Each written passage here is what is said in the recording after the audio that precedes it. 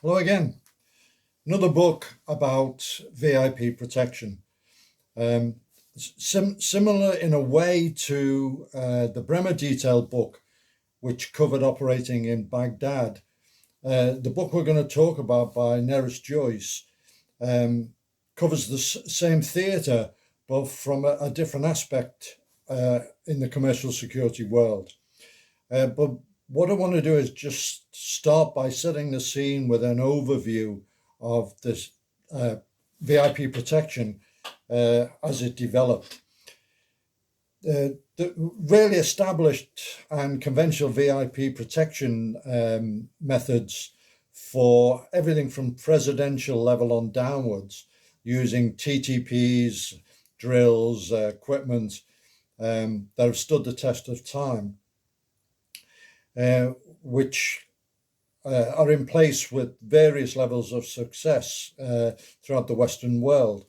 But there is another branch of the job which really was the province of originally 22 SAS, and this is protection under extreme risk for various sensitive threats and protectees. And later it was further developed by the Royal Military Police Close Protection. And we've talked about this in one of the other books, whose primary job was looking after general officers. By definition, they operate during a war zone. And also for the Foreign Office, looking after diplomats in high-risk third world countries. So they together built up a lot of procedures for a certain type of protection, which was not the mainstream at the time. But once the war on terror kicked off and you had operations in Afghanistan and then Iraq, there was a need for protection in those venues. Now, under conventional protection, everything's based on the threat, and you just wouldn't take a VIP into those areas. It's a war zone. But the requirement was you had politicians, military figures, and so on who had to be there. And so there was a requirement to protect them. The normal threat was broadened out in those places. So normally you have threats may be specific. In other words, the threat is against you for your position, your views, whatever. It's a direct threat against you.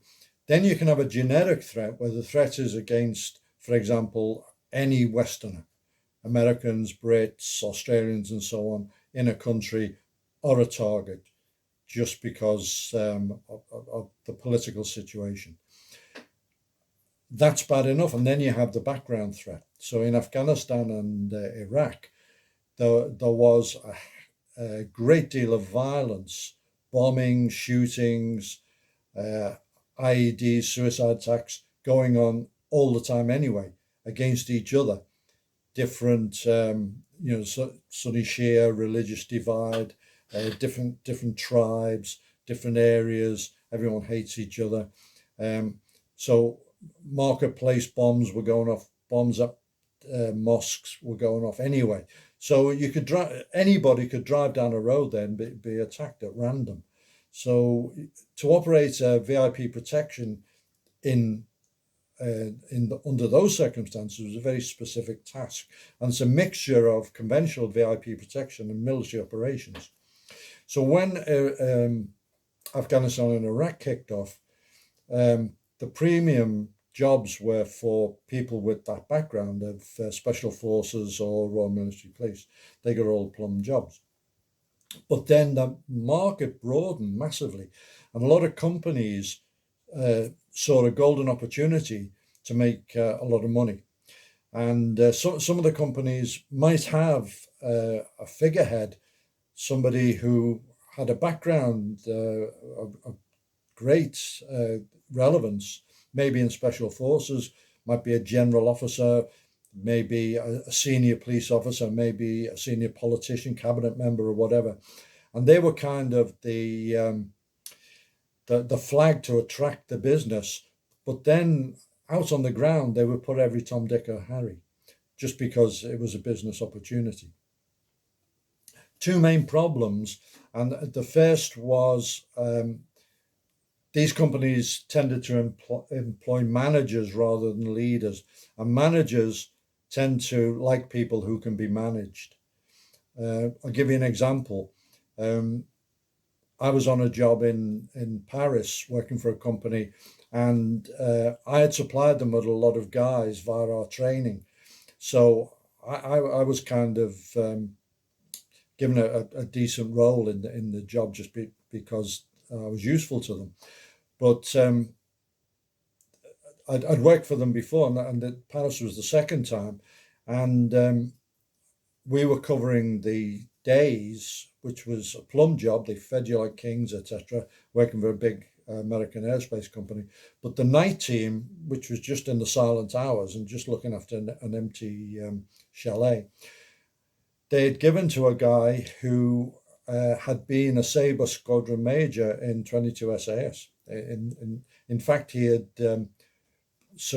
been Lofty's successor in the role in B Squadron, and he'd been overseas training special forces, and I'd come back to the UK, and the company had given him this job, and I went to them and I said, look, this guy is eminently qualified. They had lots of contracts on the ground, lots of places they could have used him, but he threatened their position because of his knowledge and his experience, and they didn't know how to handle him, and it was unfortunate. So that was one example.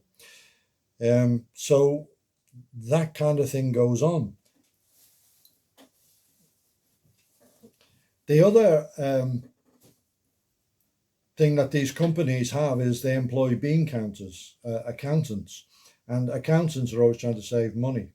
And saving money might be a great idea if you're running a chain of coffee shops and so on. But when you're running people through one of the most high-risk areas in the world, it can be fatal. So an example was Karzai became president of Afghanistan, and he was protected by a detail from SEAL Team 6. But then it became politically unwise for him to be protected as an Afghan leader by the American military. So they decided to put it out to a private contract, and DynCorp got the gig. And they recruited as the team leader the chap who had run close protection training and operations for Delta Force. And he put together a really top team, as you might imagine. So this was a shop window. You know, it was at the time the only security company that was protecting, a commercial security company protecting a head of state. And it would have attracted lots and lots of other contracts.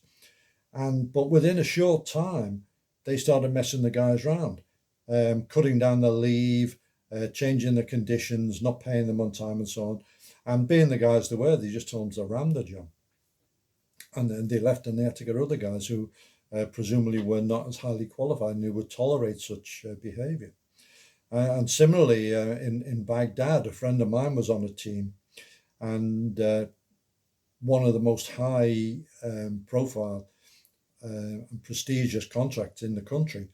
And all the guys on the team had all served in the same military unit. They were all highly trained and highly experienced, and they all knew each other.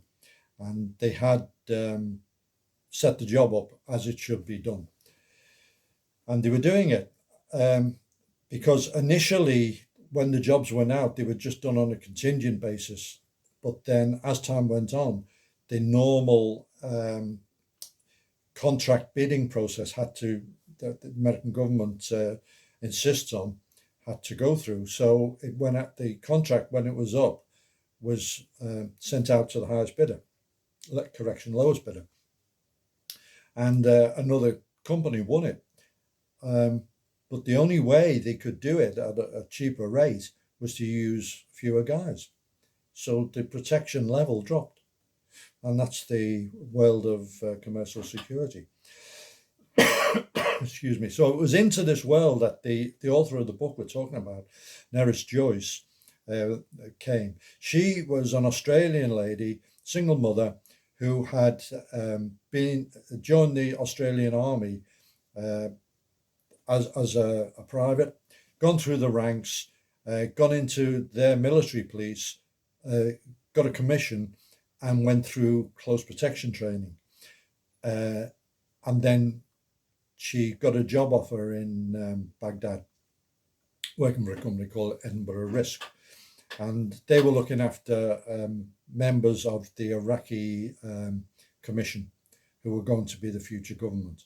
And they were running around both the green zone, but more significantly the red zone, which is anywhere outside the green zone, the rest of the country. And she immediately encountered the problems that we've talked about. The first one being the bean counters. The company had been promised ballistically protected vehicles. They didn't have them, not initially anyway. And up-to-date M4 carbines, didn't have them. They had Gash AK-47s.